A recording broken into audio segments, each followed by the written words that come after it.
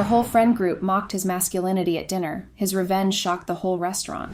Hello, Reddit. First time posting here, so please bear with me if this doesn't flow as well as the stories I've seen in videos. I'm one of those people who usually watches Reddit story compilations on YouTube during my downtime, and I never thought I'd be the one writing my own. But when I finally needed somewhere to turn for help and advice, I figured, why not Reddit?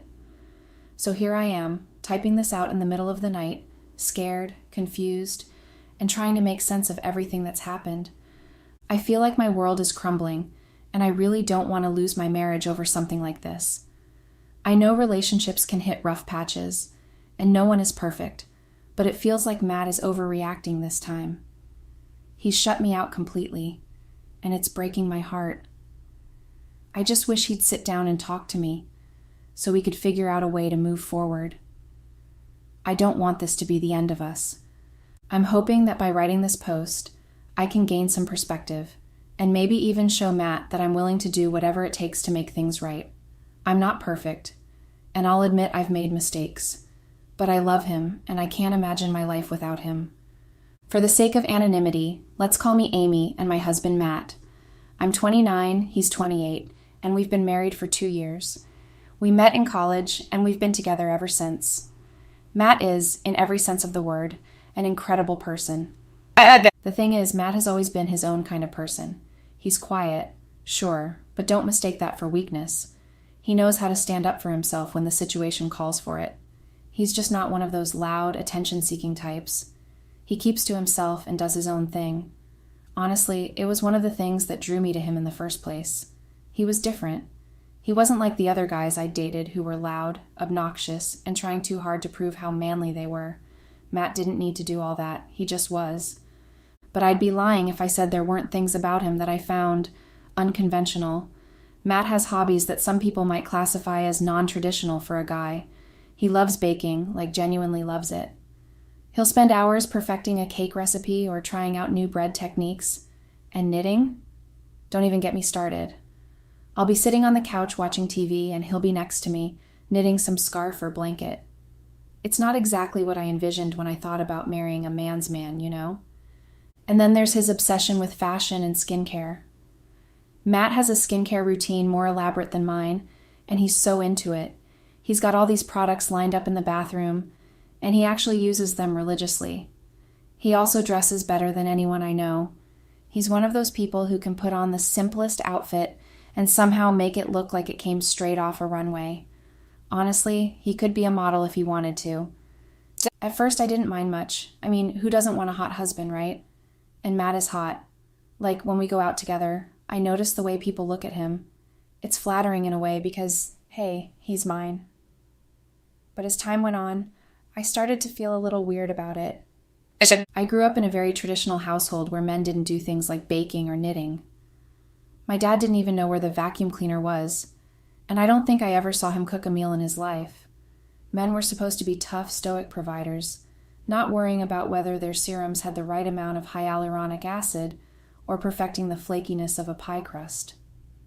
So yeah, it was a little strange for me. Not bad, just different. But Matt made it work. He's good at what he does, and honestly, I got spoiled. He works in cybersecurity, which is a high-pressure job, but when he's home, he's the one who takes over the house chores most of the time. He'll cook dinner, clean up, do laundry. Basically, he makes my life easier. He even tells me to sit down and relax while he handles everything. And while I appreciated it, I mean, who wouldn't? Part of me started feeling like, I don't know, like something was off. It wasn't that I didn't love him. I did. But it was hard to reconcile this image of my husband with what I'd always thought a husband should be. And okay, I'll admit it. There were times when I found myself wishing he were a little more traditional. I mean, would it kill him to put down the knitting needles and, I don't know, fix something around the house? I know. It sounds terrible, but I can't help how I feel. I grew up with this idea of what a husband should be, and Matt, he just didn't fit that mold. And as much as I admired his quirks and the way he kept everything so polished and perfect, I couldn't shake the nagging feeling that something was missing. Like, would it really kill him to act a little more like the kind of man you see in movies? Someone who could chop wood, fix cars, or at least pretend to know how to build a damn shelf. I know it sounds selfish, and maybe it is, but I've always been a little selfish. I like things a certain way. I like feeling like I'm being taken care of, and as much as Matt did take care of me in so many ways, it wasn't the kind of care I thought I wanted. I loved how he pampered himself and made our home feel like a luxury hotel, but deep down, I wanted him to take charge in a more stereotypical way.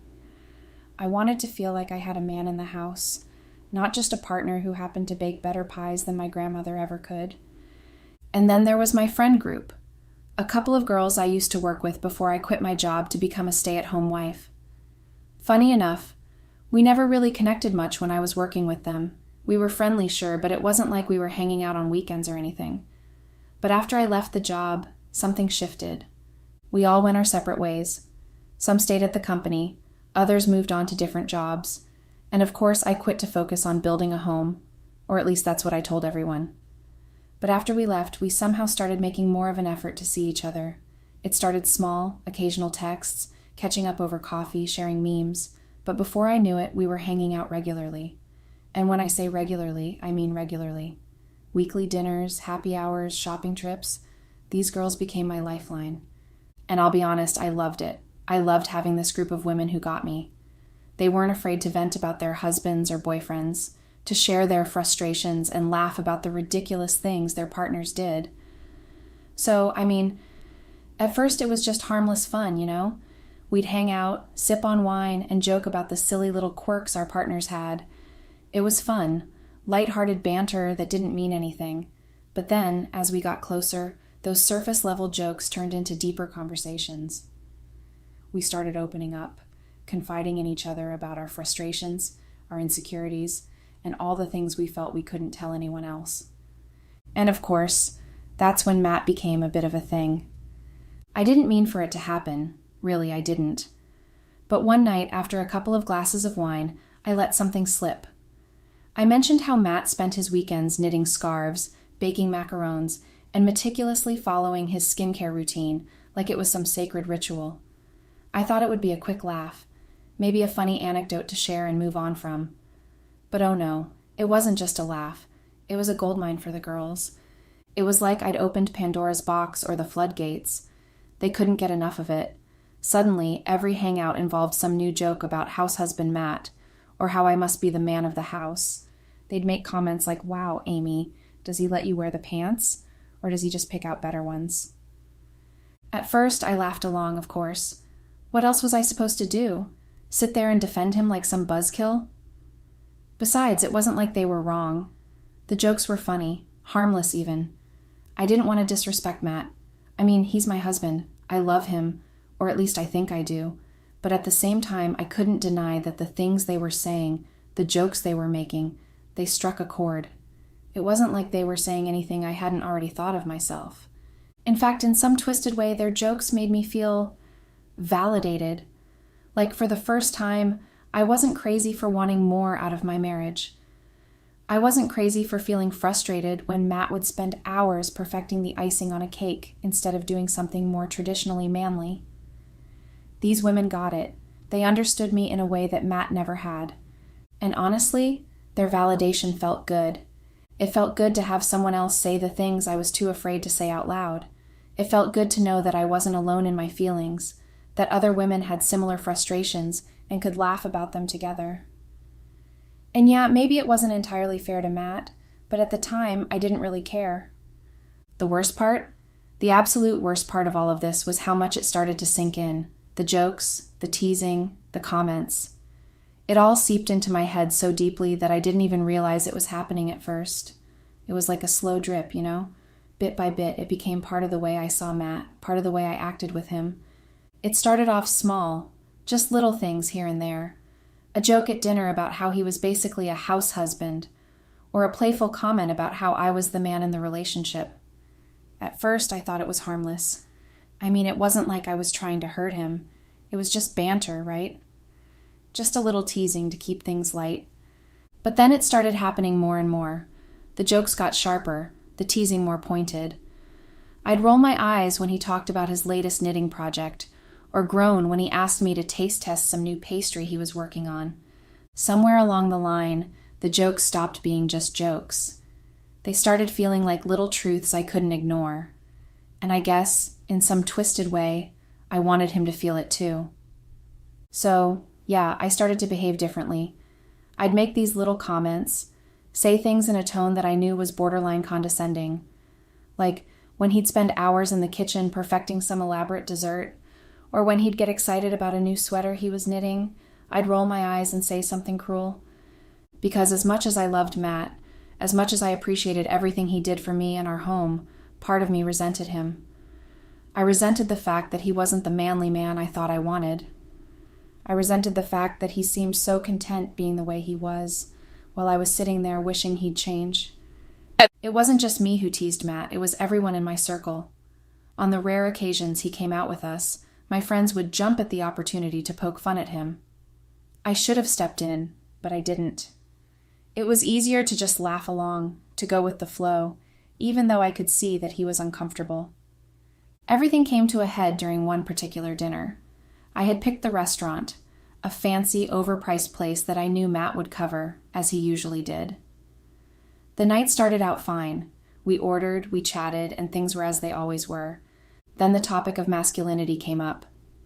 It started innocently enough, with my friends making sly comments about men in general, but soon it turned into jokes about Matt. At first I stayed out of it, just laughing along, but the longer it went on, the easier it became to join in. It didn't feel serious at the time, just lighthearted teasing. The comments piled on, his hobbies, his skincare routine, the way he dressed. My friends painted him as this caricature, and I played right into it. I can still hear myself making a jab about how he probably spent more time picking out his outfits than I did. Then, out of nowhere, he snapped. He didn't yell, but his voice carried enough weight to make the entire table go silent. He started calling out my friends one by one, tearing into their hypocrisies. He didn't hold back. He pointed out how one of them was couch surfing because her partner had kicked her out for cheating. He exposed another for pretending to be wealthy while wearing fake jewelry and drowning in debt.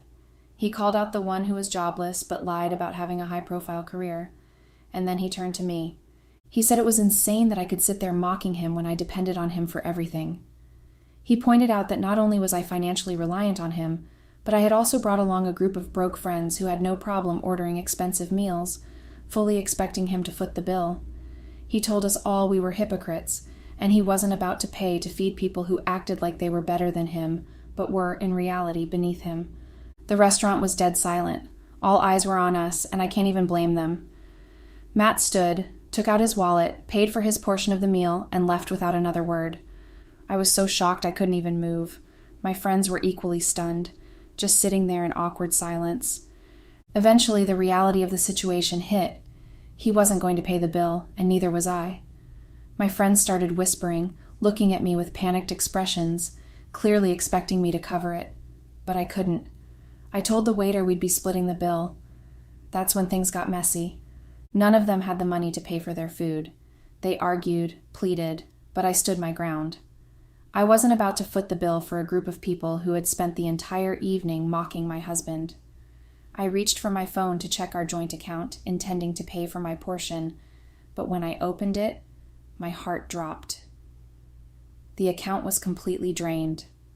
Panic set in. I knew Matt must have withdrawn everything. He was furious, and this was his way of making a statement. Desperate, I called my mom for help. She was livid but agreed to lend me the money. I promised to pay her back, paid my share of the bill, and left my friends to figure out their own situation. I just wanted to find Matt. I called him repeatedly, but he didn't pick up. He had taken the car, so I didn't even have a way to get home. With no money left, I called my mom again, hoping for more help, but she was tapped out. Eventually, I had to call my sister, who sent me enough for an Uber. When I got home, the house was empty. Matt wasn't there. I waited all night, pacing, checking my phone every few minutes, but he didn't come back. By morning, I was a mess. I had no idea where he was, no idea how to fix what I had done. The next day came and went, and Matt still didn't show up. I was in full-blown panic mode, calling and texting him relentlessly. Every call went straight to voicemail, and every message went unanswered. Days passed. 3 long, agonizing days, and there was no sign of him. Desperation clawed at me, and I began searching for him everywhere I could think of. I went to his parents' house first, hoping they might give me some clue about where he was. But when I showed up, they wouldn't even let me in. His mother told me to leave and not come back, warning that if I didn't, they'd call the police. It was clear Matt had told them everything, and they were firmly on his side. From there, I tried his siblings, but it was the same story. They wouldn't give me any answers. Every door I knocked on was slammed in my face, and every attempt to explain or plead was met with silence or outright hostility. It was like I had been completely cut out of his life. In a last-ditch effort, I went to his workplace. I thought maybe I could catch him there, talk to him face to face, and at least get some clarity. But when I arrived, his colleagues called security, who escorted me out of the building without so much as a word. I felt humiliated. At that point, I decided maybe he just needed time and space. I told myself that he was probably overwhelmed and would come back when he was ready. I was hoping that we could fix things, that we could talk it out and start fresh. After about a week of silence, he finally showed up at the house. When I saw him, my heart leapt. I thought this was it, the moment we'd start putting the pieces back together. I was ready to apologize, to grovel, to do whatever it took to make things right. But his expression shattered any hope I had. He wasn't there to reconcile. He wasn't there to talk. He was there to end it. When he told me he wanted a divorce, I felt like the floor had been ripped out from under me. I couldn't breathe. I started crying, hyperventilating, begging him not to give up on us like this. I pleaded with him, told him we could fix it, that I'd do anything, couples counseling, therapy, cutting off my friends. I told him I'd already cut them off. I hadn't spoken to them since that night, hadn't even glanced at their texts or answered their calls. I was willing to do whatever it took, but he just shook his head. He told me there was no way he could stay with someone who thought of him as a joke, who looked down on him so much that she'd humiliate him in front of others. He said he wasn't interested in working on it, that he deserved better than to be someone's punchline. I was sobbing uncontrollably by then, clutching at him, begging him not to throw away our marriage, but he was resolute. He told me to pack my things and leave while it was still light out. He even offered to call an Uber and pay for it. I begged him not to make me leave, pleaded with him to give me another chance, but it was like talking to a wall. He didn't yell or lose his temper. He just called the Uber and started helping me pack my things when it became clear I was too distraught to do it myself. I was crying so hard I could barely see as he carried my bags to the car. When the Uber arrived, he opened the door, put my things inside, and told the driver the address to my parents' house. I begged him one last time, but he didn't even respond. He just closed the door and walked back into the house. The ride to my parents' place was a blur. I cried the entire way, my chest heaving, my mind racing with thoughts of how to fix this. How could I have let it get this bad? How could I have hurt him so deeply that he wanted nothing to do with me? When I arrived, my parents were shocked to see me like this. They didn't understand what had happened, and I didn't even have the words to explain. All I could do was cry. I didn't want to lose my marriage. I didn't want to lose Matt. But now I don't know what to do. I don't know how to make him see that I'm sincere, that I'm willing to change, that I'll do whatever it takes to make things right. How do I fix this? How do I show him that I'm not the same person who hurt him so badly? How do I get my husband back? Update. Hello, Reddit. First of all, I hope I'm doing this right. It's my first time ever posting an update on here, so yeah, I really hope this is the right way. I've been reading through everything, trying to process it all, and honestly, posting here was a huge wake-up call for me. The comments, the DMs, about how horrible I was, it hit hard. It hurt to read, but it also helped me realize just how wrong I was, just how fucked up everything I did was. I've been reflecting nonstop, and I realize now that if I could, I would apologize to Matt 1,000 times more. Maybe that wouldn't even be enough, but I'd try. A lot of people in the comments said some things marriages just can't recover from, and you guys were right. I got served divorce papers. I still can't believe it. It's like I'm in a daze. My parents keep saying I shouldn't be shocked, that I should have known what was coming. But honestly, A part of me was still hoping, still holding on to the hope that somehow a miracle would happen and we could fix this. But now, I guess that's not happening. Is it? I've been sitting with this, and I know I messed up. I know that sorry isn't going to fix anything. It's a nice word, but it's not some magic fix-all.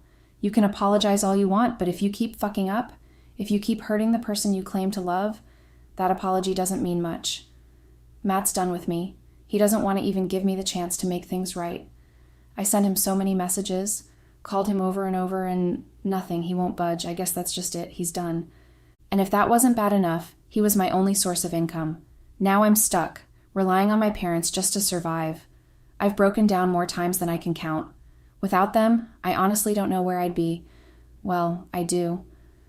I'd probably be at rock bottom, but they've been my lifeline, so I can't even imagine what my life would be like without them right now. I don't know what to do anymore. I really don't. I'm lost. And as for my friends, well, I haven't heard from them since that day. They sent me a bunch of messages, but I deleted them without even reading them. I couldn't face them. I couldn't hear what they had to say. So, yeah, I've cut them off completely. I don't want anything to do with them. I don't want to hear from them ever again. To me, they were the ones who made things worse.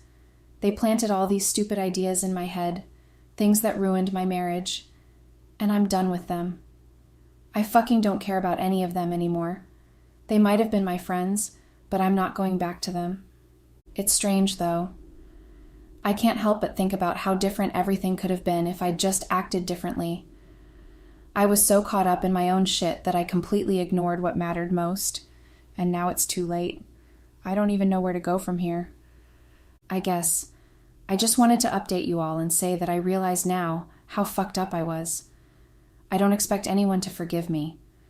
I don't even know if Matt ever will, but I'm trying to face the consequences of what I did. I've got a long way to go to figure this out, and as for what's next, I'm not sure, but I'm trying to figure that out too. Update. Hello, Reddit. It's been a while since I last updated. Honestly, life has just been, well, a mess. I've been so caught up in it all that I couldn't even bring myself to post. But now, here I am again, writing this out, and I feel beyond embarrassed. So, here's the thing. I'm pretty sure Matt found my original post. It's not like he uses Reddit, but I'm sure someone else saw it, found it, and showed it to him. And when he forwarded it to me with a simple, "This you?" I think that's when I truly realized how much I've screwed up. I swore I'd never post again, but here I am. This is going to be my final update, the last chapter of this whole mess. I'm hoping that somehow he'll see this and maybe, just maybe, understand just how bad my life has been over the past few months. Maybe it'll even show him how much I regret everything and how badly I want to fix things. Maybe we can start over, date again or something. I don't know. I know it sounds pathetic, but I just feel so lost. So, to catch everyone up, after the divorce was finalized, I completely snapped. That was the turning point. I guess I didn't fully process the weight of everything until that moment. It felt like everything was crashing down around me, and I couldn't handle it. I ended up in a 24-hour psych ward evaluation because I honestly just didn't want to be here anymore. I was in so much pain that I thought I couldn't bear it. I was just heartbroken, and when I got out, it didn't get any better. And then, my parents, the people I thought were my support system, they turned their backs on me. They told me they were too old for this kind of drama, that I was too much for them. It stung like 1,000 needles. I mean, these were the people I thought would be there for me no matter what, but no. They kicked me out. So I had to pick myself up, barely, and travel to my cousin's place to stay for a while. I had nothing left, no one left. After a while, I found a job as a live-in nanny. It was all I could do to stay afloat. The pay was barely anything, just minimum wage, and it felt like I was working myself into the ground for people who acted like it was a privilege to have me there. It was exhausting, and honestly, it felt like shit. It's not the life I wanted, but it's what I had then. I was just trying to survive. After that, I got sick. As if things couldn't get worse, I got really, really sick, and I was in the hospital. I could barely pay my hospital bills, of course, and I got fired. I can't even barely afford medication right now. I started a GoFundMe, but people aren't really donating, and I really don't blame them for that. So now I'm kind of jobless. I'm looking for jobs. I'm kind of jobless and homeless. I'm looking for jobs that have live-in positions. So, if anybody has anything like that, you can just send me a DM, please. Also, I also had to move back home. After I got fired from my job as a living nanny, I just, moved back to my home state. My parents still won't let me stay with them, but at least we're kind of rekindling our relationship right now, so who knows? When I look back at everything, it's hard to even recognize myself. I didn't realize what I had until I lost it all.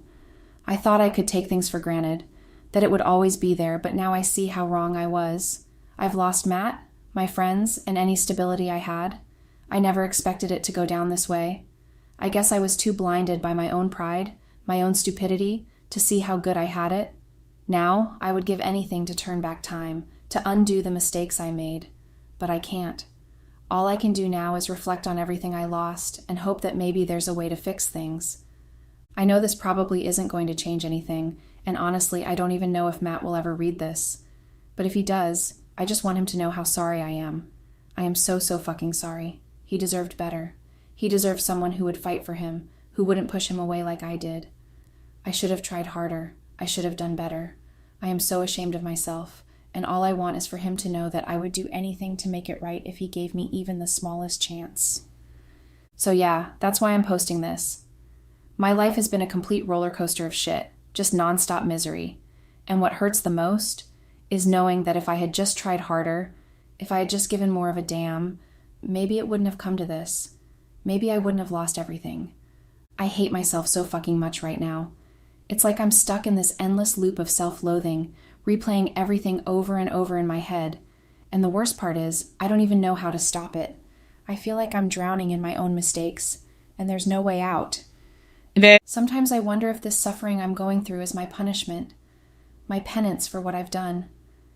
Like I deserve this pain, like I've earned it. I think I hate myself because deep down, I know I could have done better. I could have been a better partner, a better friend, a better person. But I wasn't. I was selfish. I was careless. And now I'm paying for it in ways I never expected. It's hard to admit this, but I think the hardest part is knowing that I don't have any idea how to fix things. I don't know how to make it right. I've tried apologizing. I've tried doing better. But sometimes it feels like it's too late. Maybe it is too late. Maybe I'm just stuck in this mess forever, and that's what I deserve. Maybe Matt will never forgive me, but if somehow, some way he reads this, I want him to know that I am truly sorry, and I would give anything to turn back time and make things right. My wife began acting strange once we marked our 5-year anniversary, and I knew something was up. She began making shady movements and staying up late to text on the phone with her lights dimmed low. I know you all must be thinking there's nothing wrong with staying up a little late and texting on the phone. It might probably be the girls' group chat. Maybe they're planning a hangout or something. I thought that was maybe it. Lol. I thought there wasn't a lot to it. Label me stupid, right? Well, I've been called stupid in different ways when it comes to my wife. I relayed my worries to my friends, and they all thought I was being paranoid over a few nights of staying up late and receiving text messages. But after various nights of watching her while pretending to sleep, I knew it wasn't just my paranoia. At first, she tried to be discreet with it, of course, but I haven't been fooled ever since I left high school. She would sneak into the bathroom and stay there for hours and sneak back in as the day was about to break. My fellow Redditors, you all don't think that was my paranoia playing a role, right? Well, before you judge me, I decided to test if it was a fluke. I became extra nice. Attention to details and all the stuff ladies seem to love. It was all part of a scheme to know if I was imagining things. Far be it from me to ask her and have her lie to my face, so I planned a trip. It was our 5-year anniversary after all, and I'm sure you all will agree with me that this was the perfect way to watch her without raising suspicions. It was a weekend getaway, and we had to do everything together. So if she's acting up or strange, I would see it clearly, and I would know. As you have it, my friends on here, I took my wife on the weekend getaway, and my suspicions were confirmed. My wife was indeed hiding something with how strange she was acting. It began when we were shown into our luxurious hotel room in the Pacific Northwest, and she had dropped her phone to go freshen up. Can you imagine the way she had run to it at the sound of a text message notification? It was like she was trapped in the Sahara Desert and her phone was the only source of water.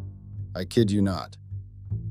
I watched her grab the phone and dash back into the bathroom, and I couldn't do anything but stare in disbelief.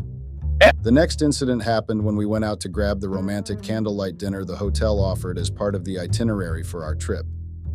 All through the dinner, the text messages were frequent based on how late the dinner was. It was her usual texting time with whoever she was on the phone with. So I did the brave thing and asked what the messages were all about and got slapped in the face with a lie. I mean, did she actually expect to believe it was the girls' group chat that texted her constantly? And what happened to trying to find time for your husband during your anniversary getaway? I let that slide too because, as I said, I didn't want to raise suspicions, just gather enough evidence to know I wasn't paranoid. Throughout the weekend, my wife was glued to her phone like a magnet. Nothing could come between. At this point, she was rubbing it in my face that I was a fool, so I laid the last trap. I booked an all-night spa for her, the whole massages, oils, and whatnot. My plan, you may ask? Well, she couldn't be getting a body massage and texting. That's when I planned to strike. I had agreed with the masseuse, going so far as paying them a little tip for them to slip me my wife's phone when she came in for the massage. Color me shamed, but I was going mad with the act and I needed to know. If you all were in my shoes, I'm pretty sure you would have all resorted to measures way worse than this. I know you're wondering how I planned to unlock the phone once I got it, but if you know my wife as much as I do, she wasn't really the smartest one in the box. It was either going to be her birthday or something along the lines of an important event date. I waited just outside the door as her massage date began. True to their word, the masseuse brought out the phone and handed it to me a little later just as another text came in. Turns out I didn't need to unlock it. My fellow Redditors, I'm sure you already know who it was, but I wasn't prepared for what I saw on the pop-up screen. It was a text, of course. My wife and her lover were predictable maniacs, but the context of the text was what sent me reeling. It turned out I wasn't paranoid at all. My wife of 5 years was having an affair outside our marriage, and she and her lover were getting ready to serve me divorce papers from all indications of the message. What else could? I can't wait for you to leave him mean. 5 years went down the drain just like that. Although ours wasn't the best of marriages, I don't believe in love and all its excesses, but I tried. I did try to make it work, but it seems I was too weird that my wife didn't even have the audacity to look me in the face and tell me she's done. She had to sneak around with an unknown person through late-night texts. That was pathetic, and I'm sure you all would agree with me. I was about to hand the phone back to the masseuse when it pinged again, and this time it was text containing some sort of prenup document from her lawyer. Prenup? I don't recall signing a prenuptial agreement before we got married. I can't let her spring this up on me, so I decided to do the first thing that came to mind once I got back from this. My marriage was a mess ever since my wife and I exchanged vows on the makeshift altar in front of a rented pasture 5 years. Let me give you a little backstory on how we all ended up here. My name is Keyshawn, and I'm 30 years old. My wife's name is Alice, and she's 28 years old. We met at a friend's wedding party, and she had everything I liked in a lady. Long legs, killer hair, the whole razzle-dazzle. Sadly, she didn't have this great qualities in IQ. But I was intrigued at the moment about her. We got introduced by the couple who we were both distant friends of, and we hit off. Partly because of my curiosity and the fact that she ticked every box in what I wanted my woman to be made of physically. As we started hanging out, I had told her I didn't believe in love and romance and all those cliches. She seemed to agree with me too. Now that I think about it, she always seemed to agree to what I was saying all the time back then. I found out she attended Dartmouth College and was in her final year. At the time, I had already graduated and was working in a startup company in Seattle that paid well. The relationship began on a rocky start because I couldn't see her all the time. Well, rocky for her because she complained numerous times, but I didn't. I felt we had the same interests, so feelings weren't a factor where we were concerned. That wasn't a problem, as I pointed out. My wife and I saw each other when we saw each other, and a year later I proposed. No, I didn't have feelings for her when I proposed. It felt like a partnership. And of course, she agreed. She didn't have feelings for me, I think, but we had mutual respect for each other. My friends all thought I was crazy for marrying a woman. I had no feeling for her, but my wife understood and agreed with me on every take. That's basically what every man would want.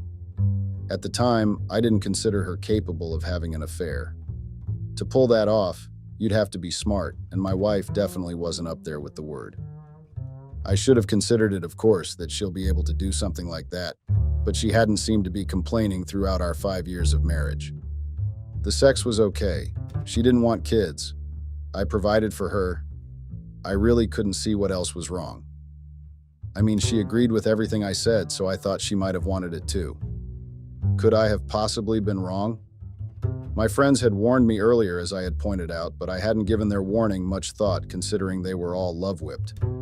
Okay, I'll admit one of the reasons I had been pushed to get married was because they were all doing it, and I hated to be the one left out. Like everywhere I looked back then, one of my guys was getting hitched. I didn't want to be the one left because I had thought love was a fluke, so I got married to my wife. I thought long-term, of course, but long-term for me. My wife was pretty with a face that made a lot of women jealous for days, and I was pretty easy on the eyes too. I was content with that. She seemed to be content too. Heck, I still remember one particular party we attended as a couple in her university days. I was receiving the jealous stare from men, and all the women were giving my wife the death stare because they felt she had bagged a catch. I was the catch. We were a power couple, and she held her head a little higher as we mingled around her friends. She had laughed and clung to my arm all night while smirking and acting proud. That night we talked about our future, and she had once again agreed with everything I had laid out about what I wanted. That was the night we also agreed to get married, and I proposed to her. Although we didn't see each other every time while we were dating, I knew she was perfect for me, and we could make it work. Shortly after, we were wed in a not-so-fancy ceremony, and she didn't complain once. It was just a small gathering of my family and friends with hers. Well, it was mostly her friends. Her parents were terribly against our marriage. 1 year of wedding bliss, 2 years, 3 years, 4 and 5, not one single day of complaint. We made it work together. It seemed like we made it work together in my head, or maybe that was just my paranoia speaking. Lol, I've been paranoid for 5 years that I was doing right by my wife. What exactly would make a woman wake up 5 years later and start consulting her lawyer about prenups if she didn't seem content? What made a woman start laughing at around midnight to her anonymous lover right beside her husband on their matrimonial bed? What I didn't know, my fellow Redditors, was that she wasn't going to be content, and now she was digging up a prenup. A prenup? She wanted to rob me of half of my property with her lover and expect me not to retaliate. That wasn't going to happen on my watch. She must have thought I was easy to fool. Well, she had something coming for her. The first thing I did once we got back from our trip was to hire a private investigator. The PI came highly skilled and recommended by the site I had picked him from. I hoped he could get to the bottom of this. Why my wife wanted a prenup, and who this mystery lover was. His job was just to shadow my wife and dig into her life and find out what she was hiding. I couldn't just walk up to her lawyer and demand answers because that would result in betrayal of the client's confidentiality.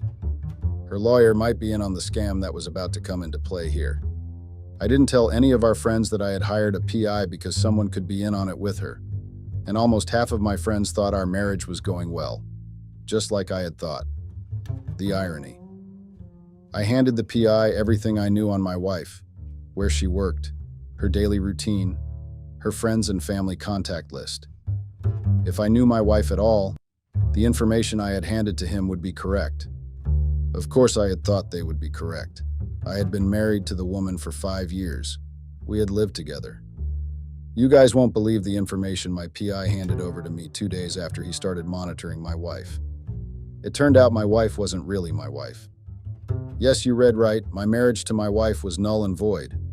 My wife was already married. She was married.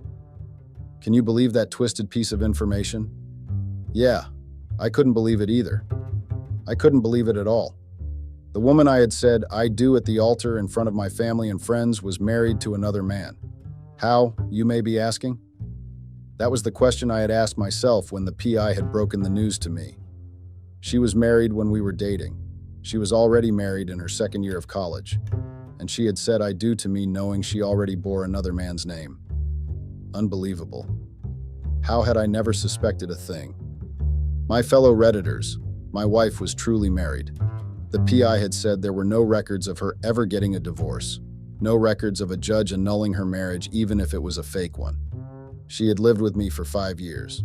I began wondering about so many things all at once. No wonder she didn't protest getting married after a year of dating.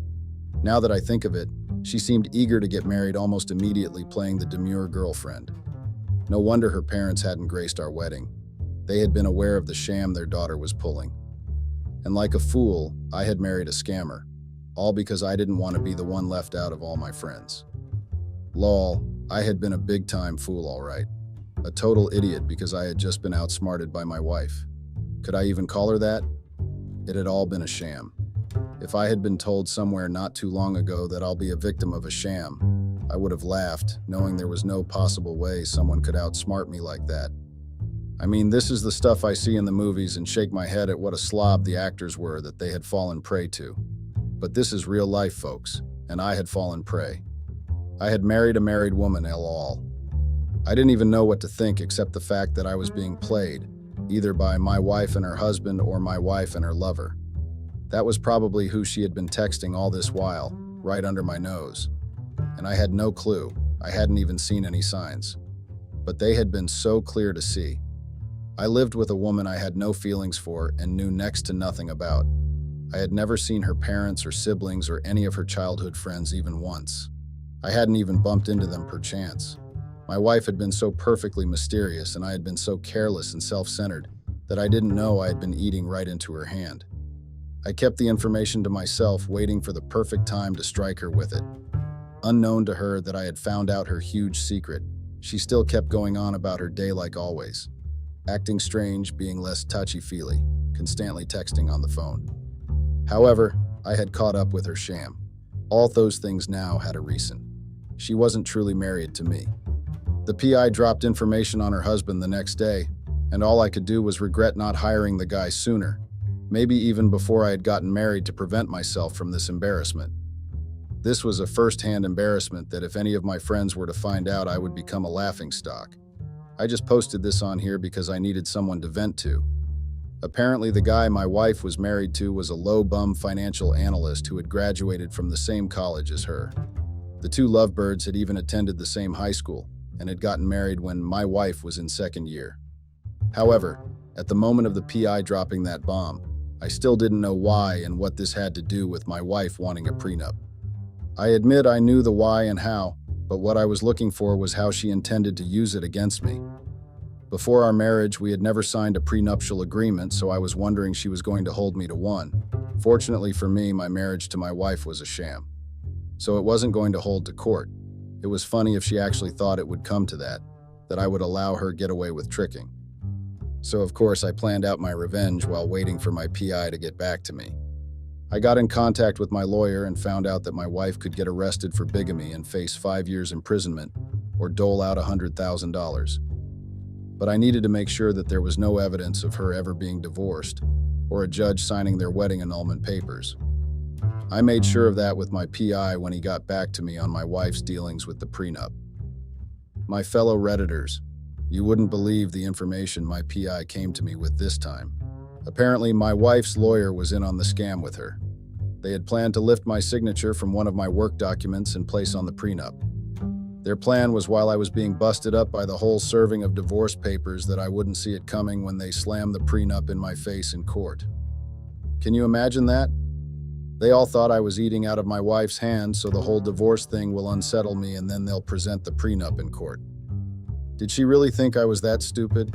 I mean, I was actually giving her credit for fooling me into marriage, but this was pure comedy. They had all planned this? A bunch of working brains had planned this. I was disappointed. Very much so. I had graduated top of my class in mathematics and statistical studies. My professors had termed me a genius. Ever since I had left high school, everything I had done was always based on facts and not feeling. In college, I was a well-oiled machine and a monster, according to the girls I had dated. You couldn't fool, as I could sniff out lies within a second. Most of the girlfriends I had in college couldn't keep up with me, and you could never say you had outsmarted me. There was an instance when my college girlfriend tried to gaslight me into believing I was the one cheating on her when she was the one being funny with my friends. I cleared her before she even realized what was going on in her life. I didn't like looking like a fool, and what my wife just done was similar to making me look like one. Anyway, I told my PI to make sure there was no trace of my wife's divorce papers lying around and got to work with my lawyer. Before my wife was going to serve me divorce papers, I was going to surprise her first. So I sued her for bigamy, fraud, and infringement. At least she would be facing 7 years jail time with this or coming up with $500,000 bail. That would teach her not to mess with me.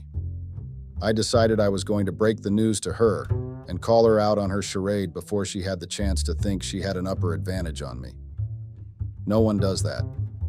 Not knowing her whereabouts, I asked the PI to find out where she was at the moment, and I got the information that my wife was last seen entering a hotel with her husband. They had been sneaking around under my nose. I stormed into the hotel and asked for her room number and began causing a havoc when they refused to release it due to clients' privacy. I threatened to write tons of bad reviews about the hotel and publish it on various high-grossing sites. The manager had to come down when the staff informed him of the commotion I was causing and took me to his office to talk. I explained my situation to him, and he took pity on me, which I hated, by the way. But it was a means to an end, so I shut up and let him lead me to the elevator. I followed his lead as he hands me the key card once we got to a hallway on the 3rd floor and informed me he had no in this. My fellow Redditors, I unlocked the door, and as you'd have guessed it, my wife was mid-coitus position with her husband. The shock on her face when she saw me was enough for all the stress I've been through ever since finding out that we weren't truly married. I smiled and threw the papers in her face that my lawyer had drafted up, including the divorce papers she so desperately wanted. I had decided that the best way to settle this was in court and I was going to make them pay. As I walked out, she was following at my back and hollering at me to stop. Well, that was her own business because it was more embarrassment on herself and person. There was a lot of people watching her as she ran after me as I exited the hotel lobby, her face still covered in shock and the hotel sheet wrapped around her chest. I got back home and sent a text to my friends arranging for a party to celebrate our anniversary with them. The plans of revenge I had for this woman was just getting started. The party kicked off and my wife was writhing her hands together in the corner while I mingled among my friends. Lowell, my smile was irreplaceable. I had told my PI to find the location of my wife's husband and had sent thugs to get him. They didn't know what was coming for them, and this was the best way to introduce my wife and her bigamy. And I'm sure you guys are thrilled at the course this was taking. As the party progressed, I got the call that the surprise of the party had arrived. I took my wife to center of our living room and tapped my champagne glass to get the attention of our guest. I gave a speech with a malicious grin on my face as my wife fidgeted by my side and broke the news to my friends. The loud gasps was what made me smile, and my thugs brought out the other man in my marriage. The irony of life was so funny as all eyes was on my wife and the man in my living room. I raised my glass and toasted to their success and started a round of applause to celebrate their marriage anniversary. The next day, my wife moved out without saying a word to me after I had planned to confront her. On that same day, I got a text to notify me of a meeting set between our two parties to sit and negotiate about the divorce. The meeting was already underway, and everything my private investigator had told me was in accordance to what my wife's lawyer had for me. They even still had the audacity to show me the prenup papers with my lifted signature on it.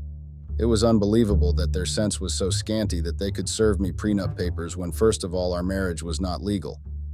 I was perplexed if people like my wife's lawyer was the set of people that presented cases to the court. The court of law couldn't be as stupid. Could it? Firstly, my marriage was illegal. Secondly, my wife lifted or could have even forged my signature. And I'm sure you all are dying to hear what I found hilarious in all this. The fact that they thought they could pull it through. My intelligence was deeply insulted. The meeting continued till late with us coming at a stalemate end, mostly because of me. I didn't plan on letting my wife get away with trying to dupe me. My lawyer fixed the court date 2 days after our meeting to try to come to an agreement. I rose as the court began its proceedings, not caring much for the court process, just what will be the end point. However, my fellow Redditors, my wife had a lot of surprises under her sleeve for this court process. She disproved the fact that she was married with an annulment certificate from 2 months after we started dating. My wife claimed that her first marriage was a scam, and since she hadn't consummated it, she thought it didn't stand ground, most especially after her divorce. Like I had mentioned somewhere in the beginning of my narration, my wife wasn't the smartest person on the block. Since when did non-consummation of a marriage mean the marriage didn't hold ground? She sounded like she was living in the 16th century.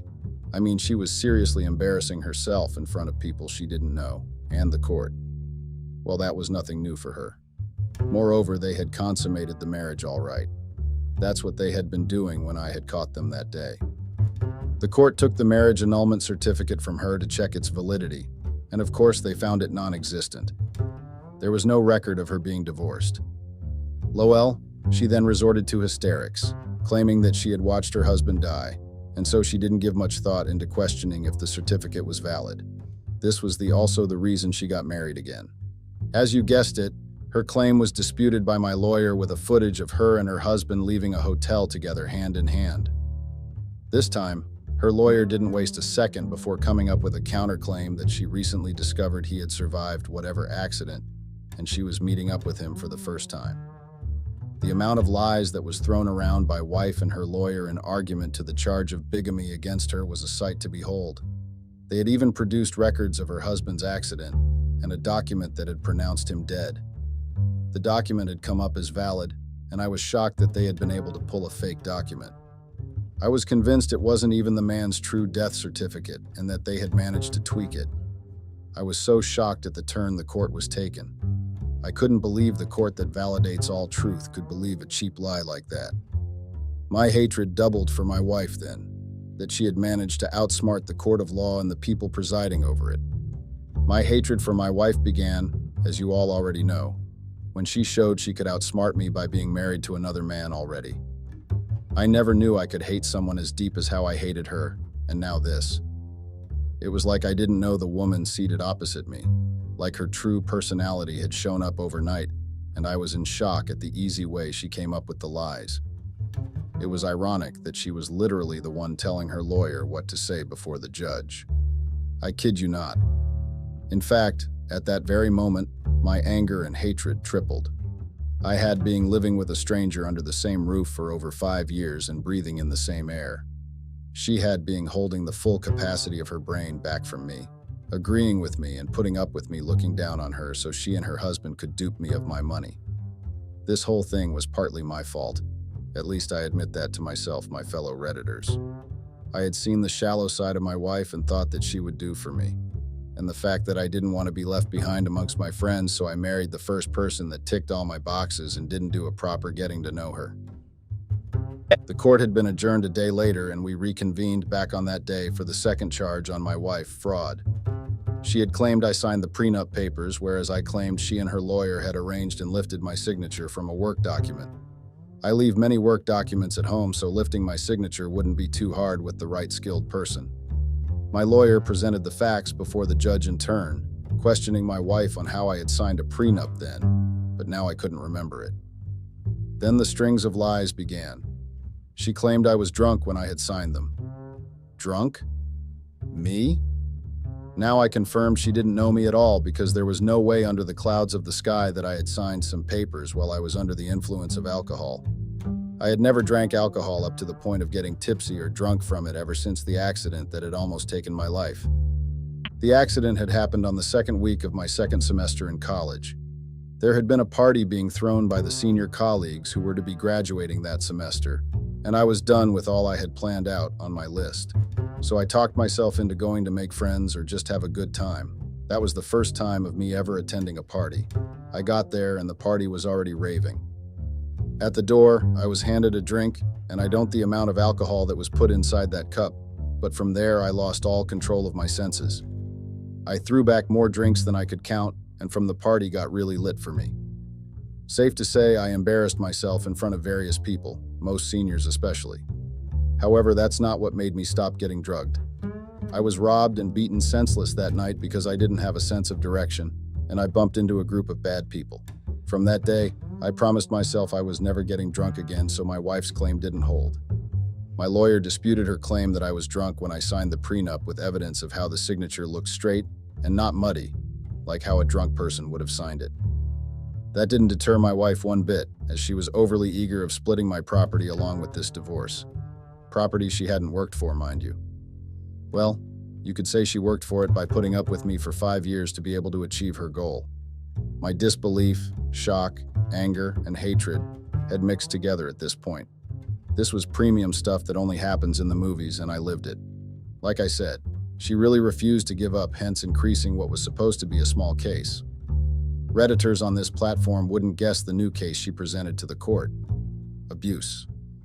My wife accused me of emotionally and verbally abusing her. What evidence did she have, you may be wondering? She and her lawyer had tweaked a video of me shouting at one of my contractors on my estate and presented to the court as evidence of me abusing.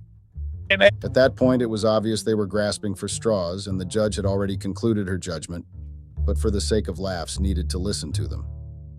It was hilarious, and I know you all would find it so. My lawyer quickly disproved the claim that showed it was my contractor I had raised my voice at on the phone. The court went on a break, and we reconvened back in an hour to hear what the judge had decided on our case. Revenge was really a dish served cold, because what my wife planned for me was handed back to her tenfold. She was found guilty of 2 charges, bigamy and fraud. The court set her bail at $200,000 with 3 weeks of community service. Her jail time was set to 5 years imprisonment if she couldn't meet bail, and I went home a happy man with my money, property, and peace of mind intact. 2 days later, my wife and her lawyer delivered the divorce paperwork to me, and I happily signed, knowing I had managed to escape a terrible scenario. There was no point in signing the divorce papers, but I wanted it to be on record that my wife and I had nothing else to do with each other, even if we weren't truly married in the first place. I wondered what would be going through her mind now that her plan had failed. There were still some questions I would have loved to ask her, but that hatred still burned strong in my heart, and I was just happy I never had to deal with her again. My fellow Redditors, I'm sure you all will be going home with a lesson or two from my experience. I really hoped you learned something from the terrible experience I had with the woman I had thought I had married. Try not to be like me that thought all these stuffs only happen in movies, and always keep an eye out on the people you call your closest. There are a lot of things to be wary about all the time. Stay alert, and until next time, my friends, thank you for reading my experience.